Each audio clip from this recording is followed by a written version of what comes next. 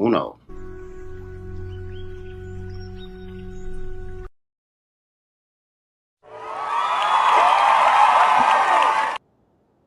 Hey y'all, Happy New Year. Welcome back to the Sage Dragon Book Show. I'm your host, Shaquana. Hope you all are doing well. I've been trying to stay warm here in the Northeast, wherever you are listening or watching. Welcome back to our show. This is still unfolding. I think I started this show in April of 2025. And it's just to share my love of books and help people who are aspiring to be better readers or interested in reading information. So if you know people who like to read, who like literature, please encourage them to check me out. Sage Dragon Book Show creator and host. Shout out to my super co-producer for the Real HD. So today I am. This is like a celebration episode or a fun episode because I read I read about 80 books last year in total, but I finished 70. So I'm counting that I'm the ones that I'm finishing. And out of those, I'm sharing my top reads, some of the ones that I just loved across all different types of books. It was a fun, great year. I traveled places with these books. I got my heart broke. I felt all types of feelings from depths of joy and love to anger to fear. I learned so much. That's why I love reading historical fiction. It's the best of both worlds because the authors research history so much to create the proper context, but you also get a story. So it's not, and I realized something. I actually retain information more if I'm following a character's journey than if I'm just getting facts and figures. So like I read this book on the women, and it was a very popular book about the Vietnam War and these three women that were nurses during Nam. Well, that led me down a whole rabbit hole of learning more about the Vietnam War because I was so Kristen Hanna, and it was a very popular book a couple of years ago. I was like, wow, that's my thing, historical fiction. So I got to read that, and I just love it. But we're going to get into that in a moment. Any people out there, do you all like reading? And then what genre do you like? Do you like historical fiction, fiction, biographies, sci fi, urban? Um, what do you like? Okay, so first off, I like to share book news, anything that I've come across that's related to books each week. So I got a couple of updates here. First off, this isn't exactly brand new news, but I came across it and I didn't know. But the book James is being optioned into a movie. So I'm sharing this from Big Little Reads. It's a post, it's a site that also promotes book literature. But Percival Everett's best selling novel, James, is going to get a movie adaptation, and it's Universal Pictures acquired the film, and it's going to be executive produced by Steven Spielberg through his company. And I don't know when it's going to be set. Has anyone read that book? I haven't read it yet, and I just read my first Percival Everett book. He wrote this other book called The Trees. I'm going to review that on a separate episode. So good. But James, this book got so much acclaim. It won the Pulitzer Prize, the National Book Award, and it's a satire. So you know what he did? He flipped the script. He took the Huck Finn story and put it into the perspective of Jim, and made Jim the central character. And it's really, really good, apparently. But I haven't read it yet, so stay tuned for that. But it sounds like I'm curious about how this movie's going to be. Also, his book Erasure was made into American fiction, which that was good. I watched that movie twice. So I do believe that if done right, this could be really good. And he's going to be one of the screenplay writers, which is really cool. He's a great writer. I'm going to do a whole episode dedicated to his work because I really like his style of literature. So congrats to him. Also, his wife is a writer, and I read one of her books, which is coming up on one of my top um, my favorite books of 2025. So next up, the NAACP Image Award book nominees were announced. And I know it's a little blurry here.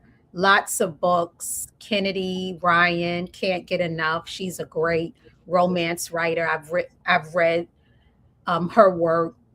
Chronicles of Ori, Harmonia Rosales, Happy Land, Dolan Perkins Velez. I'm sorry if I'm not saying these names right. Death of the Author, Nadine Alcarafor, Harlem Rhapsody. I've seen that a lot.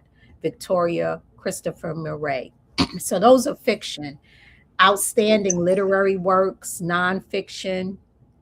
They choose Violent, Sheldon Alley, I Am Nobody's Slave, Lee Hawkins, Hidden Hospitality, Untold Stories of Black Hotel, Motel, and Resort Owners from the Pioneer Days. I want to read that. That's on my TBR. I think that sounds really interesting. And my aunt, I have a aunt, hey Aunt Linda, who worked in the hotel industry throughout her entire career, and I've been wanting to see if she wanted to read that along with me because I think that one is really interesting. So I'm really glad that that's getting um, some visibility. From These Roots to Marilania, Born in Flames, Bench Ansfield, and A More Perfect Party. The Night Shirley Chisholm and Diane Carroll Reshape Politics. Man, I wonder what that's about. Juanita Tolliver.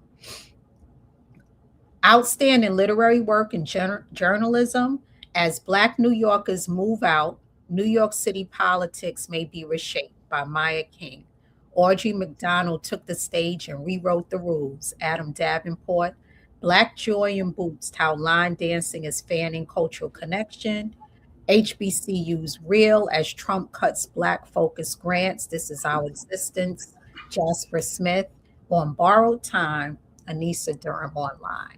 So congrats to all of them. There's more, but I won't read every single one. You can look them up. But I like this list because I'm seeing titles that I hadn't heard of that I want to check out over the next year or so. Wine Pairing for the People.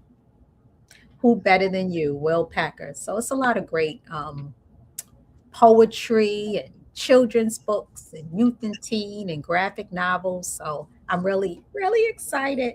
Oh, hey babe, when's the Image Awards? Do you know? I When does it? don't. Okay, did it? Because I wondered if it happened already. Because I keep seeing like people like, "Hey, I'm up for best podcast, and I'm up for this and that," and I'm like, "Wait, doesn't it usually happen around this time of year?" Getting that now. Give me a sec. Okay, all right, I'll keep going. So, yeah, one of these days. Saturday, February 28th, Okay, 2026, 8 p.m. all right. One of these days, one of our shows will be up there being nominated. But congratulations to everyone who is nominated for their work. All right, so let's get into these these 2025 favorites. So, in no particular order, first up is I'm going to do fiction. So, I read a lot of fiction. That's mainly what I read, and it's my favorite. I love it. So, first up is The Temple of My Familiar by Alice Walker.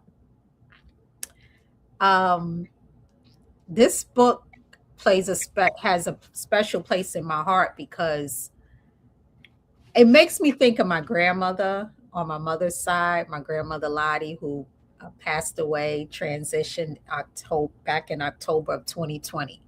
And it was around her birthday that I felt a nudge. I was like, wow, because I feel her a lot, and I feel like her and my grandfather, my uncle, and other relatives of mine who have transitioned, I find myself communing with them, as ancestors. So it was around her birthday, and I felt like she said, Temple of My Familiar. Now, the funny thing about this is that we have both tried to read this book and couldn't get through it.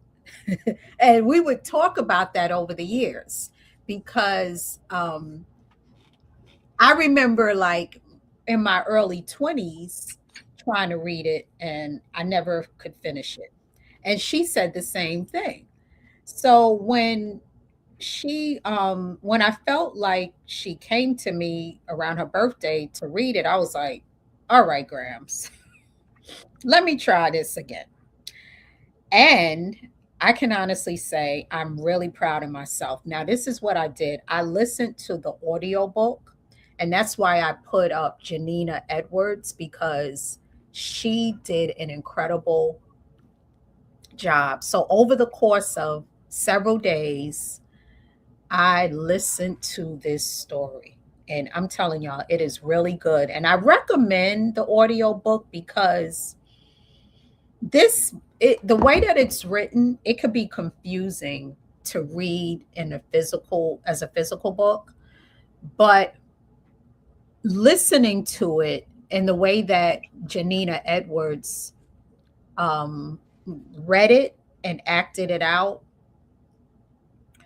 it makes sense because it's a story it's not a linear type of book. It's a tapestry. It weaves folklore, some vignettes with some fiction pieces, um, all together. It's a kind of a story about like mothers and daughters, uncles, chosen family. It spans thousands of years. Some of the themes are like freedom, migration, human rights, folklore, spirituality, all of that mixed together, which is why it's not a simple type of book. Another thing is, I don't know if most people realize this, but The Temple of My Familiar is part of a trilogy. The Color Purple was a trilogy. And it was the most people just know of The Color Purple, but it's three books. It's The Color Purple, The Temple of My Familiar, and Possessing the Secrets of Joy. I'll be doing a whole episode on Alice Walker and the trilogy of this because it deserves its own space. But yeah, that's just a FYI. And The Temple of My Familiar was the one that I hadn't read because I read The Color Purple, way back when the movie came out a few years, like maybe in my high school years. And I read Possessing the Secrets of Joy, which was how I learned about female genital mutilation, which I was like, oh my God, because I had never even knew about that. And then Alice did a lot of work and throughout the world to help raise people's awareness of female genital mutilation. And she wrote this book called Warrior Monks, which was so inspiring to me that I ended up writing this spoken word piece that I used to perform a lot in college. And it wasn't about that, but it was just about being a warrior. So I love Alice Walker's work. I almost wish that I feel like the color purple has been so commercialized that it's starting to neutralize some of the meaning. But check her out and check this book out. Excellent book. And I'm really glad that I felt proud. I was like, I finally got through this story and I understand it now. So thanks, Grandma, for that nudge. Anybody out there? All right, I'll keep going. I'm trying to be mindful of comments coming through. So next up, another favorite of 2025 is A Love Song for Ricky Wiles by this author Tia Williams. This is a real contemporary story. I could see this being optioned into a movie easily. I even feel like, who could play this? There's so many beautiful young actresses out. I mean, I have one a daughter who could, but it's so good. I'll read a little bit about the story plot of it. It's a sexy modern day fairy tale from the New York Times best-selling author of 7 Days in June, a free-spirited florist and an musician share a soulmate connection told through the history, art, and magic of Harlem. The daughter of a powerful Atlanta dynasty, Ricky is the opposite of her famous social sisters. So what happened is it's about, I'm not going to like give spoilers away, but it's this florist and she's she's more of the artsy one in her family. So she came from a wealthy, well-to-do family down in Atlanta and they run a funeral home, but she wants something different for her life. She likes flower designs and she's really, really good at it. So she decides to open up a flower shop, leave Atlanta, and move to Harlem.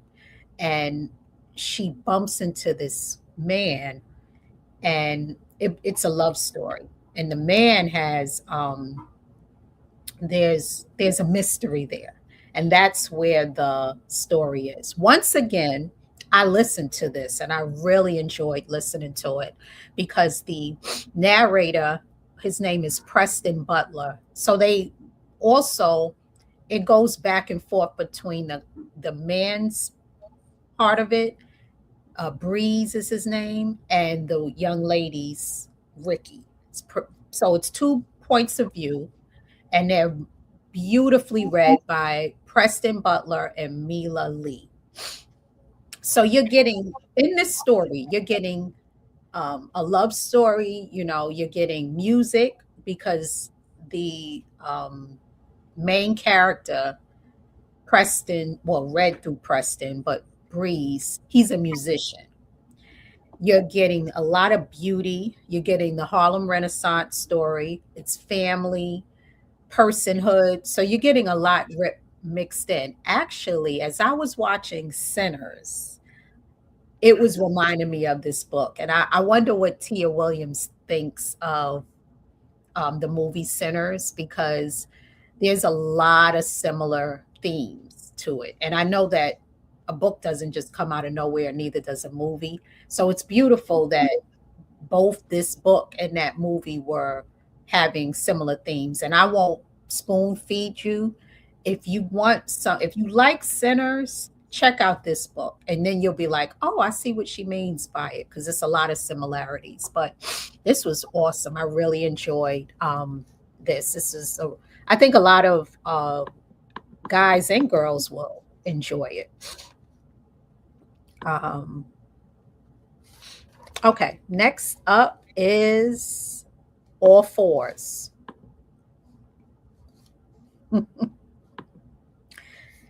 Another book that needs its own show.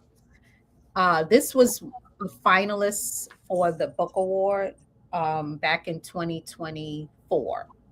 I can see why. It's written by this author named Miranda July. You've never read anything like this. I've never read anything like this. I want to have a whole all fours discussion because it's about this woman who is like middle age and she's supposed to take a trip across the country to go. She's packs her stuff and she's supposed to drive to New York from California and ends up staying in California and just having this wild ride.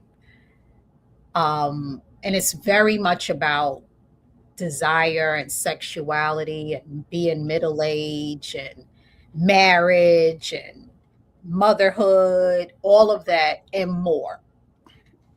It's so good. And I really want to talk about this more. And I'd like to talk about it with some people. And I also have some other ideas of how to bring this book into the fold. It's real honest, it's funny, it's wild though. Like when I was reading it, I was reading this in the physical book. I have this book. I was like, I felt like I was in this big, like, say I'm in a woman's circle and we're all just like telling a story and I was listening like non-judgmentally to this.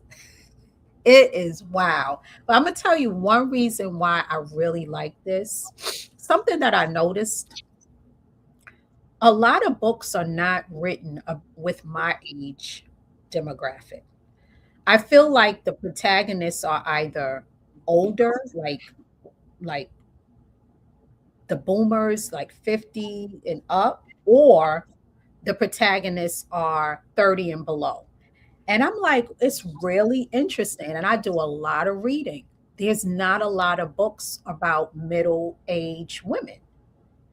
And I don't know if it's like that with men too. I'm gonna look into that. But most of the books that are popular, and when I look on there's a ton of bookstagrammers now and book talkers and stuff like that. Most of them are talking about a lot of the same books that are being released, and they've been released over the last few years. And I'm looking at those books, but I may also review books from like the 90s and when I was reading before Book Talk and Goodreads and all those things were popping. And those things are really cool, but you see similar books. But like I said, a lot of the main characters are younger. So I want to see some stuff that reflect my age. And yes, I am going to be writing too. But in the meantime, it's nice to see that. So I think that was another reason why All Fours blew up is because it's filling that gap. So has anyone read All Fours? It was that was something. I don't know if that's going to be optioned into anything, but it was a hot, sexy book. Very, they said a giddy, bold, mind blowing tour de force. I kept seeing it, and I was like, all right, I'll see what all the fuss is about. But and I watched the interview with her too. So that was a good one. Moving on. My next fave, How the One Armed Sister Sweeps Her House, a novel by Cherie Jones. So good. I got to give a shout out. There's a very successful bookstagrammer. She goes by Book of Sins. She's been around and she also has a book club, and I participated in her book reads. Her and there's a couple of other Caribbean um, book influencers that have increased, helped to increase the number of Caribbean reads I've done. I have read so much Caribbean literature and I love Caribbean literature. They have in Jamaica, they do a festival every 2 years, and I don't know if they're going to be able to do it with the hurricane that happened, but it was really my dream to go to one of them one year. It's an organization called Calabash that puts it on. But they also have this Caribbean festival in Brooklyn, and I watched a lot of the like not really podcasts but videos, and so I'm obsessed with Caribbean literature, and a couple of the my top 2025's are by Caribbean writers, and this is one of them. It's a woman from Barbados, and it takes place at a resort. Mm, I can't remember the amount of time that it took place on. It gets into generational trauma, partner violence, abuse, but also race, class, and tourism. And really excellent book. And I didn't realize it was a Good Morning America pick too, but that you will love that book. It was really, really good. So check that one out if you want a good kind of like page turner. The title of the book almost sounds like a African proverb. Yes, and the title, there's a whole part, a piece about the reason for the title. It's something that in the book, the young lady who's the protagonist, it's a saying that her grandmother used to say to her, but the meaning has to do with having to continue through life with one arm is synonymous with like having a major trauma happen to you and you got to carry on. It's like being maimed and you still have to live the rest of your life. So that's the proverb. You're right to it. And yeah, it's a heavy, that's the thing. It is heavy. Like there's a lot that happened here.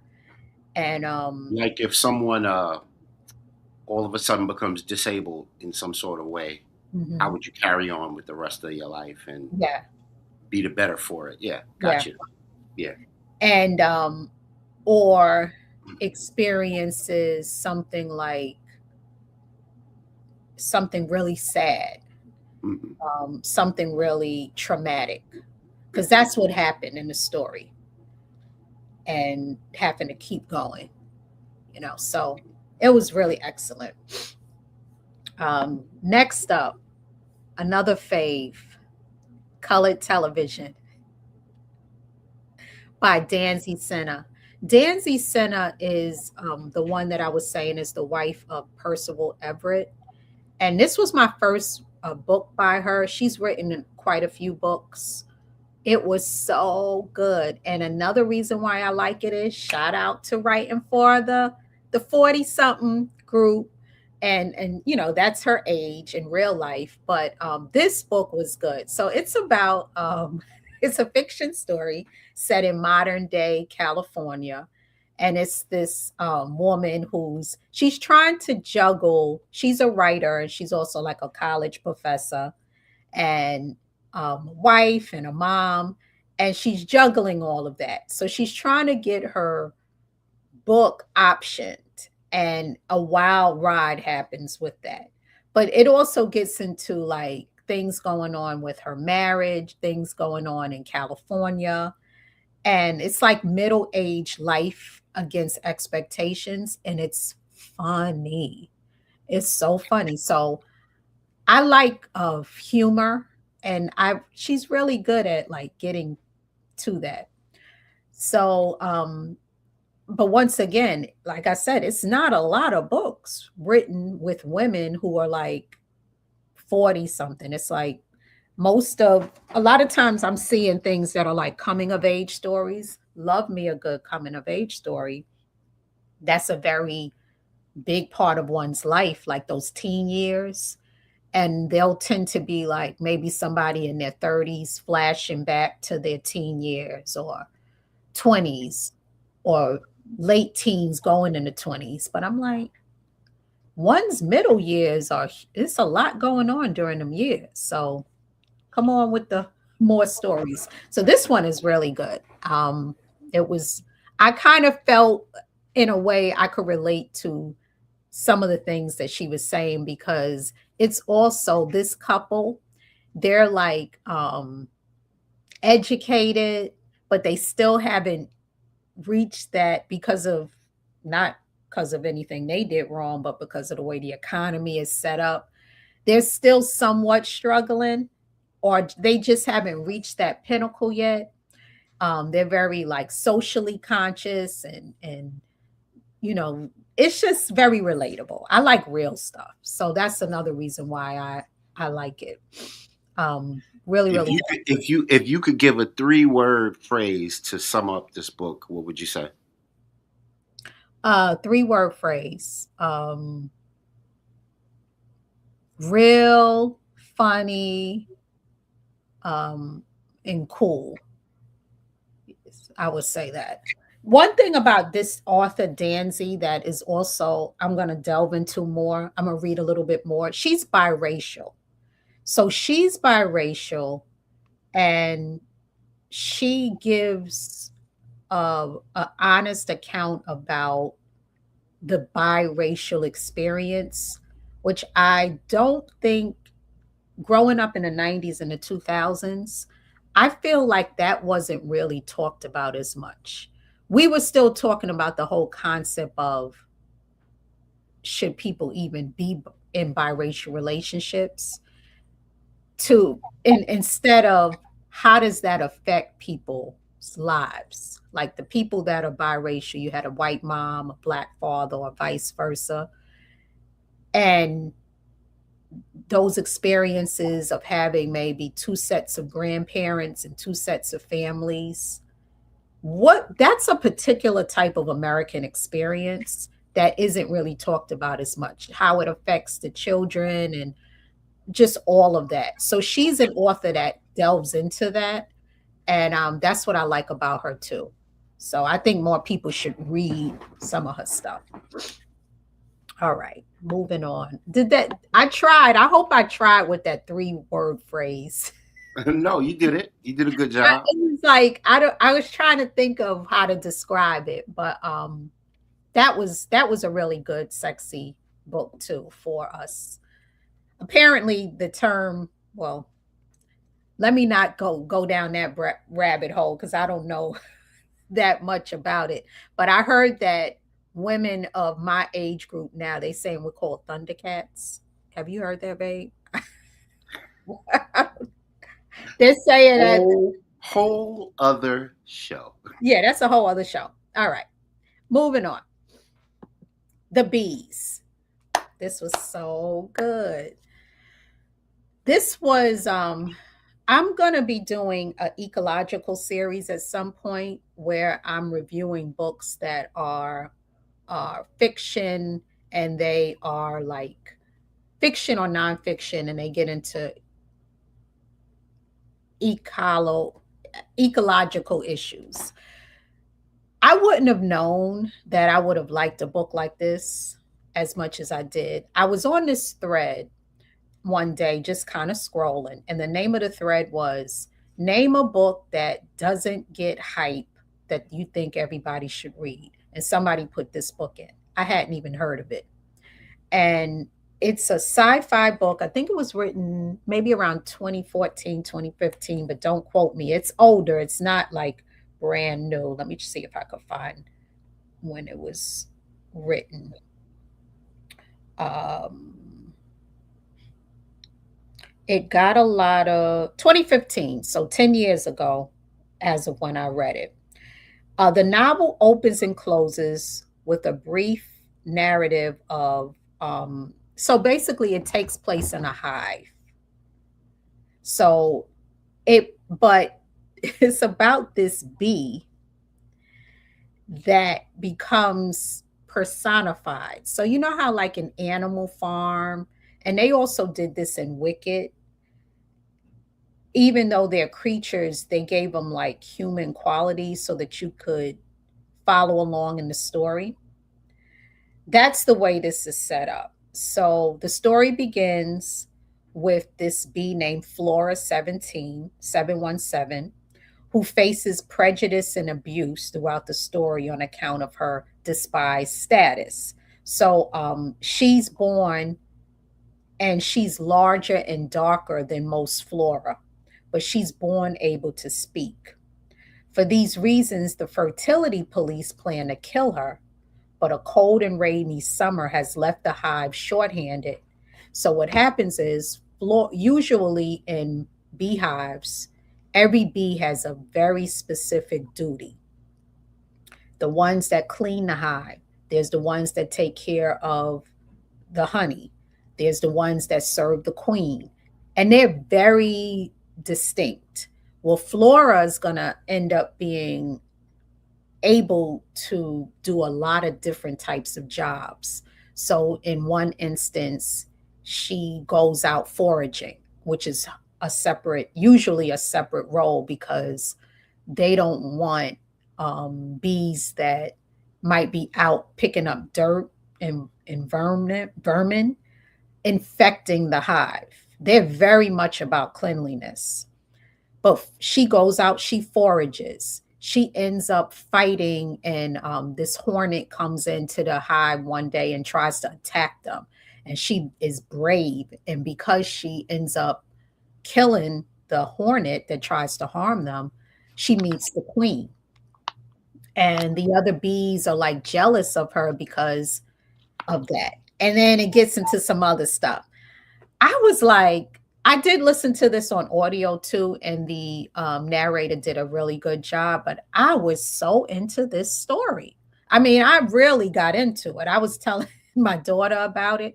I was like, this is good. It gets into power and class and sacrifice and survival. Also, I learned a lot about the bee species because the author did a ton of research, like a lot of what, aside from the humanistic piece, which I think needed to be done to help make it interesting, it really had a lot of, it was mainly the way that bees operate and the way that they work and the way that hives work. So once again, I became educated on a topic while also just getting really entertained by this because it was like, wow, what is going on? Like, yeah, it was really good. Different. Like I said, I would have never thought I would want to read something about a beehive. She wrote this other book called The Pod after the beehive. I think it came out a few years ago, and it takes place in pods are the way that dolphins travel together. And a lot of people are saying that that book was incredible too. And I was like, would I want to read about dolphins? But similar to bees, the bees, she gives it a humanistic quality, if that makes sense. So we're all animals and creatures. So she gets into, it's the way that it's written. It's not boring, is what I'm trying to say. Like you would probably be like, oh, I don't want to just read about dolphins or I don't want to just read about bees. But it's a story, it's like a plot.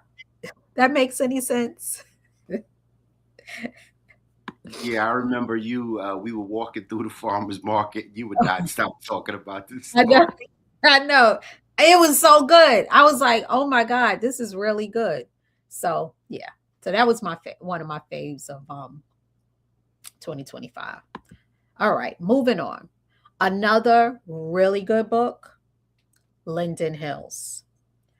Oh my goodness. I actually did a show. If you want to look at my go to the Sage Dragon YouTube page. And I didn't do it live, it was a taping, but I liked this book so much that I wanted to give it its own episode. So you can go back and look where I talk about it. It was written by an author named Gloria Naylor, Black woman author who she passed away. And she wrote a book called The Woman of Brewster Place, which was made into a TV series way back in like the late 80s, late 80s, I think, which was excellent. And that's how I learned about her. But she wrote a whole bunch of other books. Check out her writing. She is amazing.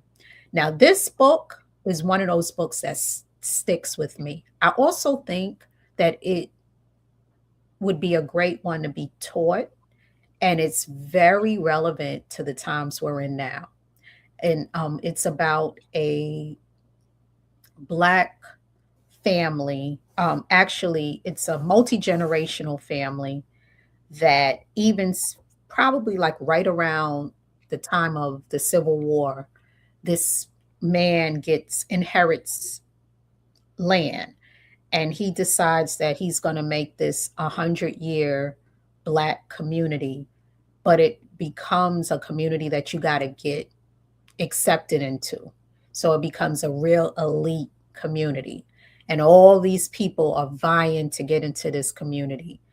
And you know how usually the most wealthier neighborhoods are in the hills? This takes place in the hills, but she kind of flips it, because once you get in, it's about getting further down. So instead of trying to have the highest house on the hill, the more prestigious elite homes and families and having proximity to all of that power takes place below. And it's symbolic with Dante's Inferno. It takes place over the course of about a week around Christmas holiday. And it's these two young men who are, one of them lives in Linden Hills and one of them lives out. So Lester is living within Linden Hills, and his buddy Willie isn't rich.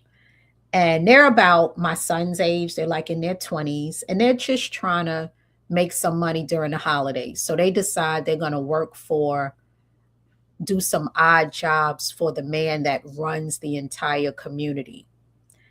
And wow, it's some stuff that they see, and they have to wrestle with these things. And that's why I think this is such a good book for high schoolers and even in college. It could be read alongside The Great Gatsby. And I did see a clip of Gloria Naylor being interviewed about it. So really, it's about like trying to achieve the American dream and what people are willing to do, and in order to get fame, fortune, wealth. Mainly, really not fame. It's really about elite, or really just like elevating mobility, striving, climbing, those things, and how it affects Black values. So it was so good. You know, the other thing I was thinking about with this, because I've started watching a lot of psychological thrillers this year. I could see this, if done right, be an option. This is a psychological thriller because there's also a mystery element to it that I won't say because I don't want to spoil it in case anybody ever wanted to read it. So good. And I'm going to read some more of her stuff because she wrote this book called, I think it's called Bailey's Cafe. And I read this in e-format, it's my least favorite format to read through, only because right now I think I need probably a better e-reader like a Kindle or an iPad, because I read it on my phone. But if you download the Hoopla app, you can get the 3 books together and you can read them for free. So good. So that was one of my faves. Okay, moving on. All right. All right, Hoopla, you heard that. Come on and sponsor the show. Right, exactly. Uh, yeah. A Brief History of 7 Killings. Here's another story. This book, everybody's probably heard of it. I mean, it won the Booker Prize, a very prestigious award. I had been scared to read this book for years. I would go into the library in my community, Sully Library, and look at the book and say, nope, nope. I think I have it too, but I couldn't find it. But I would always see it. It's about 700 pages. And even though people said the book was really good, a lot of people said also it's not an easy book to get through. And I can finally say, I made a joke last year. I said 2025, the year I can finally say I read A Brief History of Seven Killings, a novel. And A Brief History of Seven Killings, it takes place, um, it spans decades. So here's the plot. December 3rd, 1976, just before the Jamaican general election, and 2 days before Bob Marley was to play the Smile Jamaica concert to ease political tensions in Kingston, 7 gunmen stormed the singer's house, machine guns blazing. The attack wounded Marley, his wife, and his manager, and injured several others. Little was officially released about the gunmen, but much has been whispered, gossiped, and sung about in the streets of West Kingston. Rumors abound regarding the assassin's fate, and there are suspicions that the attack was politically motivated. All right, so they're saying this book delves into that dangerous and unstable time in Jamaica's history and beyond. It's chronicles the lives of a host of unforgettable characters: gunmen, drug dealers, one night stands, CIA agents, even ghosts. You see why this is not an easy one? Over the course of 30 years as they roam the streets. So it starts like in the 70s, 76, and it goes all the way till the 90s. And it's written, you're getting these different perspectives. Some of the gunmen that were involved in the assassination. It's fiction, so it's a fiction story, but once again, there's a lot of real events that Marlon James pulled from when he wrote it. Like, there was a movie. Remember, we went to see that movie, babe, a couple of years ago, One Love. Although I heard Marlon James kind of critique that movie, some of the true nature of it, but that was about the assassination attempt of Bob Marley. So with this, that's where it starts. But you're hearing these different perspectives. Like one of the women that was in the book, she was at the, she had dated, they referred to him as the singer. So Bob Marley, she was dating him. Well, there was a lot of turmoil going on in Jamaica at the time, and her parents got attacked. So she wanted to go, she was trying to like go to Bob Marley's house to see him, to see if he would help her and her parents get out of Jamaica. She happened to be there at the same time that the gunman was coming in and saw the shooting and ends up fleeing. So now, for the 30 some years, she's on the run. It's good. This is something else. I was like, wow. So I see why it got all the accolades, all the things. Really, really good book. So that was one of my faves. The way you described it, it reminds me of Walter Mosley's book, A Red Death. Oh, okay. I never even heard of that one. Yeah, Walter Mosley, really famous black author. Yeah.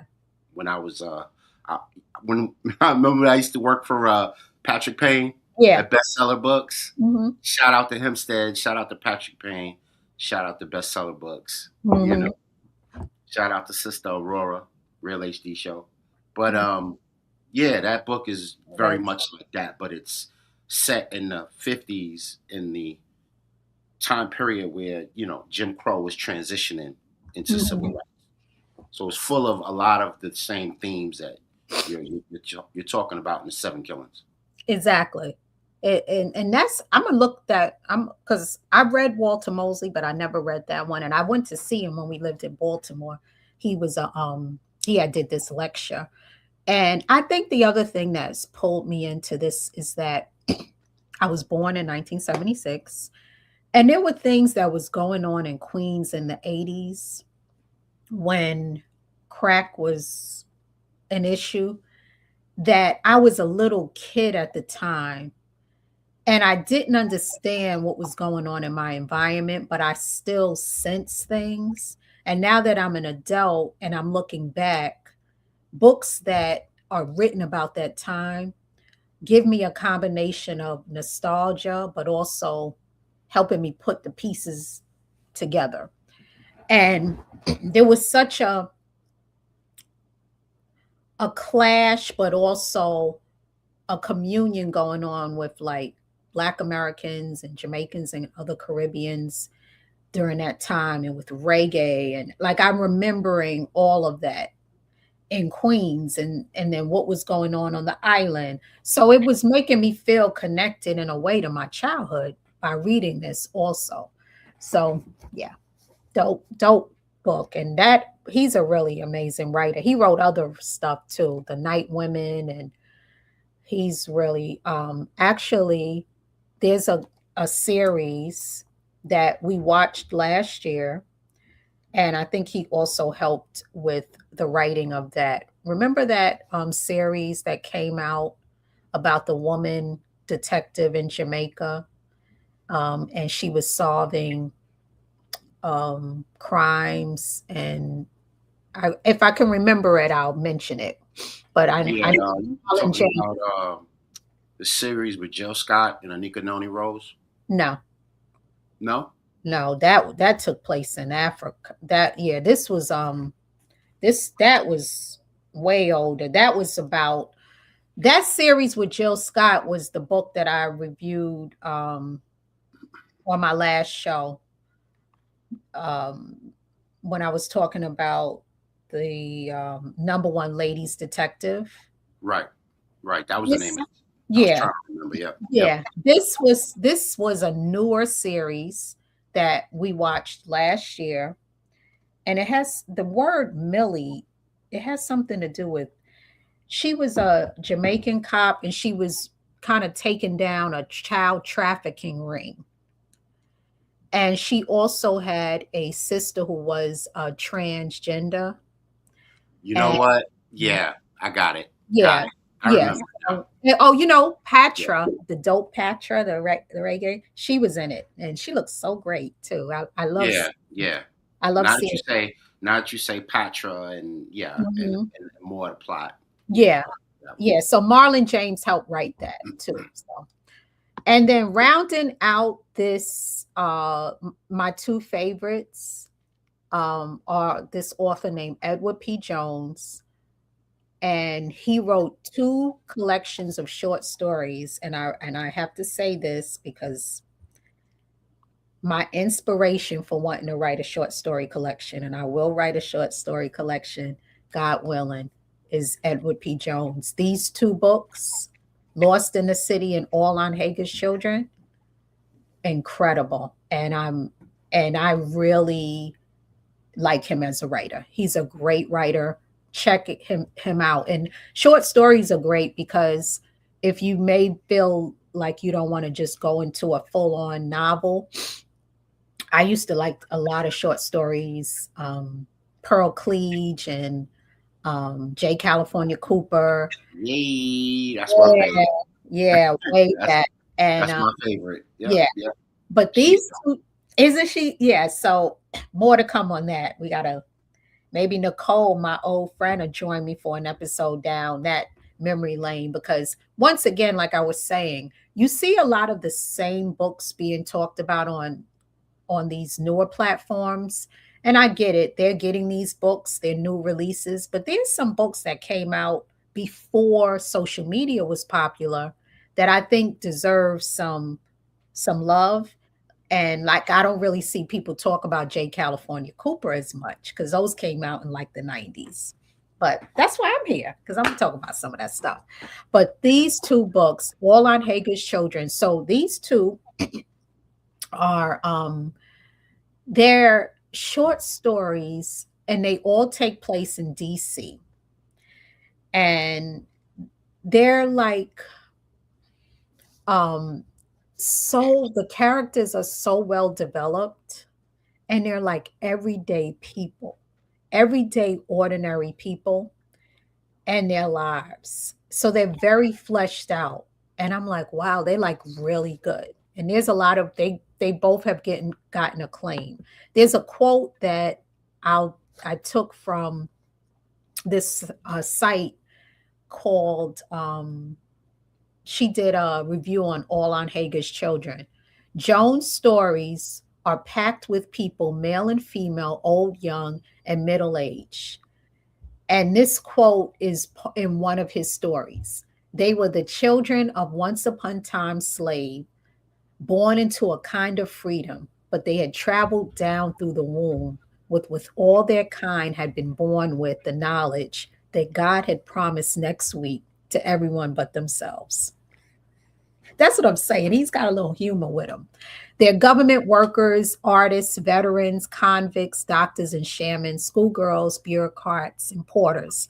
Many of them live in Washington, D.C., having come up from the rural South as part of the Great Migration. If they're not related by blood, they're connected by a shared history of slavery, common geographies, and by stories from the Bible, folklore, fairy tale, neighborhood, and communal life marked by past full of physical displacement, frayed or severed connections, and the legacies of state violence, they nonetheless kept expanding the definition of family by taking each other in. So that kind of summarizes what the essence of like these stories. But yeah, check them out. And they were the last two books. They were among the last two books that I read in 2025. And my spirit needed that. With everything that's been going on in the world and the attempt to like erase the Black American experience, reading those books, it gave me a deeper appreciation. Like, I'm glad I'm read them now. They're older books, but I'm like, this is just what we needed. And I want to see more of that for other cities because we've been here. And it's not what I also like about it is these are everyday people, not people that are usually exaggerated. He could take a story, for instance, like one of my favorite in All on Hager's Children is actually a story, and it's about a black, they're all black people's experiences are centered. This man came back from the Korean War, and his plan was he got back from the war and he wants to go to Alaska to try to look for gold. This is the 50s. And he gets home, and his mother and his aunt ask him to try to solve this crime because there was a like a distant relative of theirs who was murdered, and the police didn't bother to really try to find who did it. So he's like, I'm not in the I can't solve this. Like, why do they want me to do it? But because when he went to the war, he was doing legal type of work, in the black world. If you had any, you know how it is. Like, if I worked at a law firm, if my aunts and uncles have law needs, I don't have to be the lawyer. They're calling me. It's just how we are with it. If you worked in education, whatever, banking, and you could be the teller or you could run the bank. Somebody got some banking needs, they're calling you. And you might be like, but I don't do that. But they're like, figure it out. So anyway, that's what he ends up being tasked with doing.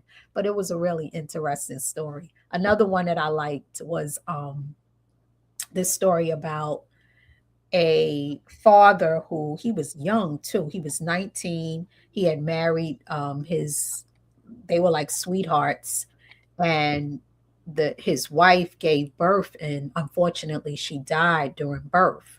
Well, he and had a daughter, and he was gonna give the little girl up because he was like, I can't raise a daughter on her own. So he gets up the next day and he gets her all dressed up. His neighbors and people had given him beautiful clothes and dresses the little girl up. And he never ends up giving up his daughter. He was going to take her to a place where people gave their children up during that time. He ends up bringing his daughter home and raising her. And the name of the story is called the girl who raised pigeons, because she ends up raising pigeons, and he ends up becoming like this really protective father of his child. And then it gets into like her childhood and her trying to cut class with a friend, and his finding out the neighbor shit. You know what I mean? It's just like everyday stuff, real rich in our ways that are taken almost for granted. You know, sometimes you'll hear all this nonsense about people trying to spew that Black people don't have a culture, yet they're extracting from it the very people that are saying that. And then you read these stories that talk about the migration and our ways and everyday experiences. Check him out. I don't want to keep going on and on, but check out that Edward P. Jones, very great Black male writer of our time. So that's fiction. Now I'm going to move on to nonfiction faves. So starting off is a book called Soil. Soil, I'm going to do, like I said, I'm doing an ecological series. I also had the opportunity to meet this author. This book was amazing. It's called The Story of a Black Mother's Garden, and it's written by Camille T. Dungy, who is she's a professor. She's out in Colorado. She's also a writer and a poet. You're getting a lot in this book. It's a book about a woman who sets up a garden in her home, her and her husband and daughter. But you're also learning a lot in it too. Like you get in history, you get in American history, you get nature writing, you get in environmental justice issues, all wrapped up in the story. So she's talking about her experiences writing, creating a prairie project, which is when you're trying to like set up some type of healthy environment in your home area, and all the things that she goes through trying to do this. She came to Rochester Writers and Books, has this program where once a year they pick a book called um, Rochester Reads, where they want the whole city to read the same book together, and then they bring the author in. So Soil was the 2025 pick, and I really like that Rochester Reads picked this. So it's really a very good book. I really enjoyed it. It definitely inspires you to learn more about. She's very knowledgeable about nature, everything like trees and soil and birds, and but yeah, you're learning about so much in one, and it's excellent. So I can't speak highly enough of that. Moving on, another fave of mine, like I said, I got into a lot of Caribbean literature, and this writer, Kai Miller, a heavy hitter writer. And this book is a collection of essays, and it's called Things I Have Withheld. So it's interconnected essays, explores silence, the silences in which so many important things are kept. And he examines the experience of discrimination through silence. He talks about like his family, letters to James Baldwin. He has an essay about soca, carnival. I think I like essay type of books, and I really think that I would, like to put the challenge out to all of us to read more critical essays. And the reason why I'm saying that is we're very programmed now, and there's algorithms, and I understand just before I logged on that TikTok was just transferred to the US, and it might be that it's going to be aligned with putting more MAGA type of content out there. So in this heavy era of a lot of programming coming our way. The critical essays are a way to get information and perspectives that may not be through the mass media. So just even if you read one critical essay book, a popular one on my to be read list is called One Day Everybody Will Be Against This or something like that. It won a National Book Award last year. And everyone that I've heard, a lot of it is about what's going on in Gaza. But read critical essays. There's a lot of them out there. There's another one author named Hanif. I don't remember his last name, but I was going to get into some more of his. And I'm going to also be starting to write critical essays as well. But he's a really great writer. He's also a poet. I read quite a few of his stuff last year. He wrote this book called August Town, which is fiction. So good. And yeah, so he's really a very thought provoking person. Another favorite of mine, nonfiction, this is a book called Letter Writing. And I heard it on a snippet of it on a podcast. She was being interviewed about like how to be a good letter writer, like how to write correspondence. So I took the book out from the library and I really liked it because she gives you good ideas on what she did was around COVID.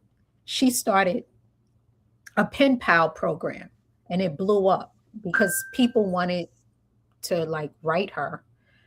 And she was like, wow, so I can't write everybody. So she was just encouraging other people. And I have a cousin, and all last year, in my spirit, I kept getting this nudge to ask my cousin Isaiah if he wanted to be my pen pal out of the blue. Like, I just felt like, even if I think he's not really on social media like that, but I was just like, what if we just wrote each other? And that's what's cool about this book. She gives you all of these ways. Like, check this out, babe. She was saying that you can send your pen pal a Mad Lib. You could write, like, create your own Mad Lib and then send it to them. So it doesn't have to be, hi, how are you? Da da da da da. It can be that, but it could also be something like we send Mad Libs back and forth. We send rap lyrics back and forth. But it's just like another way of how kind of I feel a dopamine release when I get something in the mail besides a bill. Anybody can relate to that? Like a letter or a card, and you're just sending it back and forth. It's kind of a lost art that there's a recommendation to bring it back. And when I went to Portugal, one of I had such a great time. I went on a cruise one day as part of the wedding that we went to, and I got all of these. I stopped at a port and I kept picking up all these postcards, these really beautiful postcards. Some of the postcards had sand from the beaches we visited in it. Well, when we got back from the cruise, I went downstairs in the hotel, got a glass of wine, and sat and wrote my postcards out. And this might sound weird saying this. Do you know that was one of the most enjoyable parts of the trip? Just sitting there in that beautiful hotel with my wine, watching the people writing. Right? I was like, oh, I get this now. And writing. And then when I sent the postcards, everybody got their postcard. I got a little nervous because it was taking a while. And I was like, but then everyone just started texting me at the same time, so happy about getting their postcards. And the whole idea of me even doing the postcard thing was a short story I had listened to of someone saying that their grandmother had kept this particular postcard on their refrigerator for years, that their the son was in the military and he had visited the Azores. And when he was there, he sent his mother a postcard of Tessetta. And this is real deep because it was always one of my favorite short stories. It's called Tessetta. And then I end up going to the Azores. And I didn't even plan that. Like, I got invited to my god sister's wedding. So I end up going to Portugal. We flew Azores. We stopped there. And I was like, wow, life is just can be sweet like that. It can be serendipitous like that.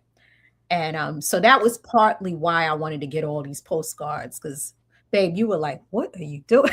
you spending a lot of money on these damn postcards. But I think it's cool to just to still get postcards in the mail and send people letters, and things like that. So I really enjoyed this book. I encourage you to check it out. And then another fave of mine, I won't spend a lot of time on this, Overcoming, only because I did a whole series on Overcoming. So go to my YouTube, please, and check it out. But it was Michelle Obama's workbook. It was more about, it wasn't just her talking about her life. It was an offering that she was giving up to help us build strength, love, lightness in a very dark time. And it has some really practical things you could do. So you could check out my previous episodes to check that out. But that was a really great book last year. And then rounding out my 2025 nonfiction favorites is Girl on Girl, How Pop Culture Turned the Generation of Women Against Themselves. Once again, I did a whole episode on this because I thought it was really important. I was already a young woman in the 90s going into the early 2000s. She's a little younger than me. She was a teen going into the 90s. But when we look back at that era, the book talks about how it was kind of like fake feminism. They were telling us some of this stuff was feminist and it's good for you to push up against it. And in reality, a lot of it was pushing other agendas. I won't go all the way into that because, like I said, I did a really great episode on it and got some interaction for it. But I feel like, as good as the book is, I would like to see more people read it. It's a critical examination of what feminism turned into and how it's impacted us now and younger girls now. So that was a really thought provoking. And I actually plan on doing a lot more social reading. Like, those books were about social issues.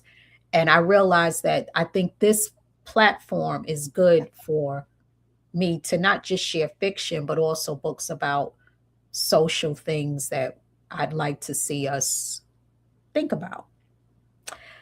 So there you have it. I really enjoyed my readings for 2025. I started the platform. I'm going to keep going with it. You have a question. Okay, bring it on. I couldn't capture the sentence because it was the chat on D Live was just going crazy. But Cat 20 asks this question. I'm assuming it's a girl by the name Cat. Could be a guy. Do you think that it was something you said about writing, right? Do you think that in 100 years, writing will just be an art form and not done purposely as part of education? And because you talked about letter writing, do you think in this age of dynamic computing and AI and students don't even write on, I'm paraphrasing for the question. Yeah. Okay. I think I get the essence of the question. Yeah, the essence was, Do you think writing will become purely an art form in another 100 years? First off, 100 years, oh, ain't no telling. But here's what I would say about that. I did just read, I think it's New Jersey, don't quote me, but there are some school districts that are going back to teaching children cursive. Have you seen that, babe?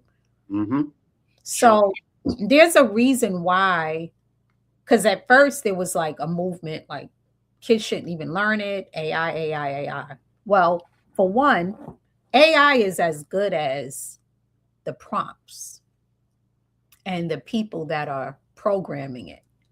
So even if it does last, also the jury is out if it's going to last. Because if you remember, there have been things that have been pumped to us that were going to be the be all end all, and they didn't necessarily turn out. Some stuff is still popping, but there are some things that didn't.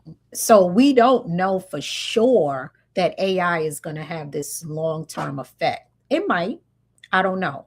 Either way, how long has the written word been? Thousands of, I mean, how long? When was hieroglyphics? It 20,000 years ago.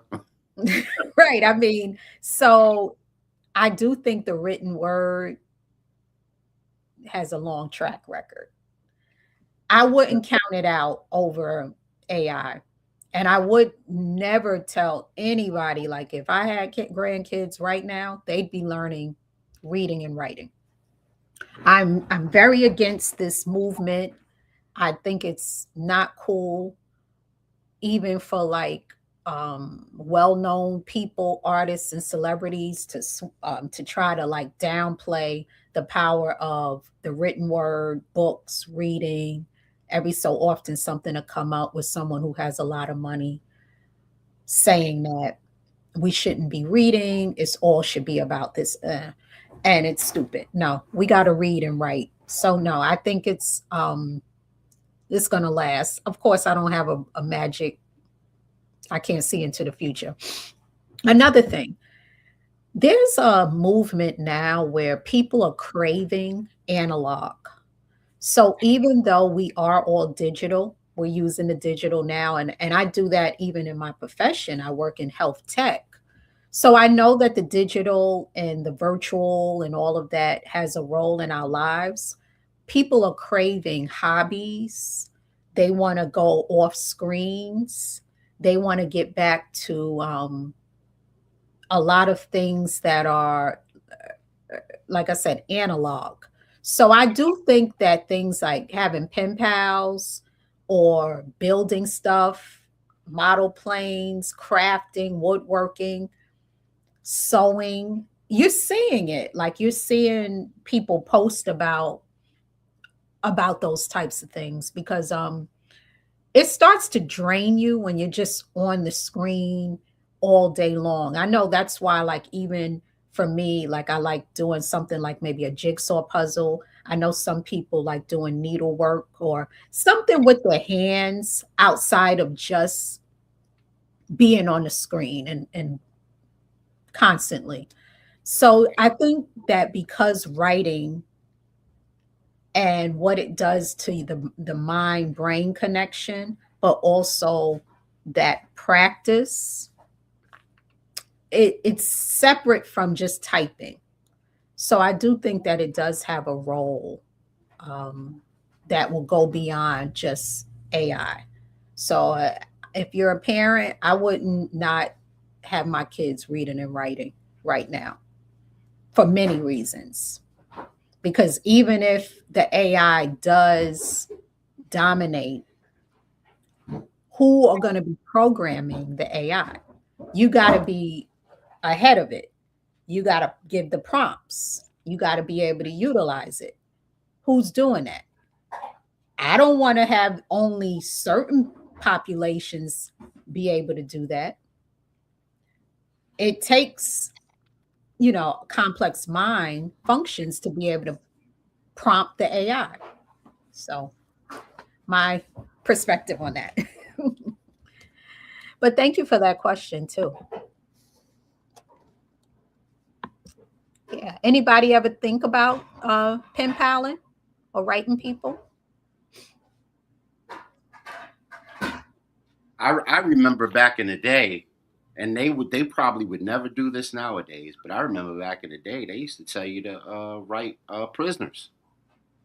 Yeah. Oh yeah, people still do that. Make prisoners your pen pal. You know what I Yeah. mean? Like advocacy groups, and they Yeah. even having high schoolers write prison. Got people in prison and make them their pen pals. I don't think they'll do that today with all of the stranger danger. But I remember when I was growing up, that was a thing. No, it is still a thing because in the book, she talked all about different pen pal programs. And Hmm. the prison, it's still a prison pen pal program, and people in college do it. You could do that if you wanted to write prisoners. Now, I'm wondering about address exchange. I can't remember how that works because, people, like you said, stranger danger. But the thing with the stranger danger thing is we're more concerned with stranger danger in the physical world than in the digital reality world, when a lot of hard, crappy, terrible things can also happen in the digital virtual world.